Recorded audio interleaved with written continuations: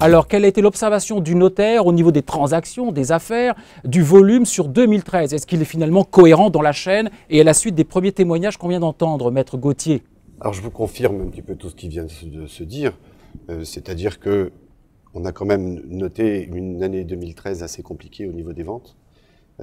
Sur les niveaux des prix, on constate sur la Loire-Atlantique un prix moyen de 3 480 € le mètre carré. On constate sur les 10 dernières années une augmentation de 67,3% d'augmentation des prix et sur les 5 dernières années, 6,8%. Donc, il est bien évident que sur cette année 2013, les investisseurs, entre autres, et les particuliers pour leur résidence principale ont été prudents. Donc, il est vrai qu'un certain attentisme règne un petit peu sur la France en général, et la Loire-Atlantique n'y échappe pas. Alors dans ce contexte-là, avez-vous été plus que jamais vigilant l'année dernière? Quel a été le volume des prêts accordés? Stagne-t-il? Est-il en régression? Ou a-t-il été finalement en augmentation sur l'année 2013? Jean-Louis Farinaud, Crédit foncier immobilier, Nantes. Le volume des crédits distribués en France l'année dernière a progressé par rapport surtout aux années 2012. 2013, légère progression.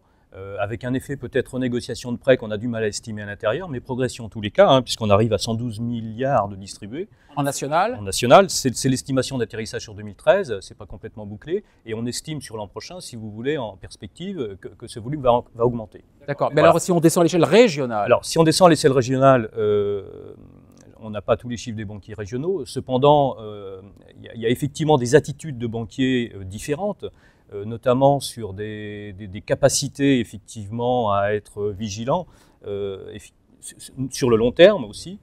Donc le fait d'aller prêter sur des durées très longues, moins de banquiers y vont, c'est certain. Ouais.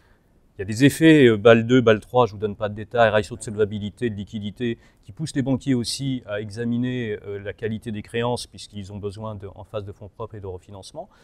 Et donc, cet effet, globalement, on peut dire effectivement que les règles se sont un peu resserrées, mais vous avez toujours les banquiers, notamment pour 2014, les perspectives qu'on a, normalement, on va vers une évolution des volumes distribués. Bon, ben on verra ça.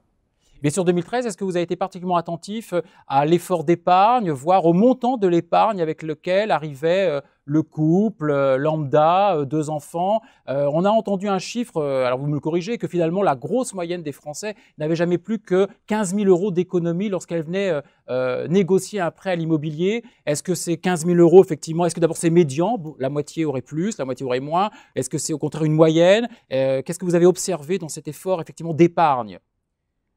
Il faut qu'on distingue les profils d'emprunteurs ou les catégories ou la nature de leur investissement. En réalité, donc, vous avez le primo-accédant, vous avez le secondo-accédant, et puis on a également l'investisseur. Donc on a 3 profils complètement différents. Sur le primo-accédant, nous sommes très heureux quand il y a 10 000 € d'épargne. C'est le chiffre moyen qu'on a là, pour la banque que je représente, qui est spécialisée dans le financement de l'immobilier. On ne les a pas toujours, on a rarement beaucoup plus.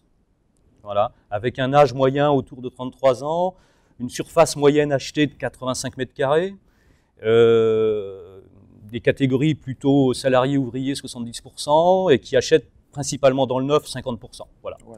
Après, sur le secondo-accédant, là, évidemment, l'apport est complètement différent. Il y a peut-être une revente ou un système d'achat-revente qui leur permet de rentrer dans un nouveau projet. Donc là, on a des profils qui sont plutôt sur la quarantaine, avec des revenus moyens qui sont plutôt autour de 40 ou 45 000 €. Et un apport personnel qui est plutôt de l'ordre de 25 000 € en moyenne, avec des durées de prêt plus courtes. Voilà, effectivement, c'est la tendance. Il y a le troisième profil. Le troisième profil, je peux reprendre mes notes parce que je ne connais pas tout par cœur. Cependant, là, on a plutôt entre 45 et 50 ans sur l'investisseur. Voilà. Revenu moyen, peut-être 65 000 €. Et là, donc, évidemment, en catégorie CSP+. Et puis, en apport personnel, souvent, là, on n'en a pas. Ce n'est pas que l'épargne n'existe pas, mais c'est le principe fiscal de l'achat de l'investisseur. Pour rentrer dans la loi du flot, par exemple, et de défiscaliser, optimiser sa défiscalisation. Donc voilà un petit peu le profil pour 2013. Et on verra sachant qu'on a en durée de prêt, par exemple, sur le primo-accédant, on est plutôt sur 27 ans en moyenne. Ouais. On est plutôt sur 20, 22 sur le secondo et plutôt sur une vingtaine d'années sur l'investisseur. D'accord. Jean-Louis Farino, merci déjà aussi pour ce premier diagnostic.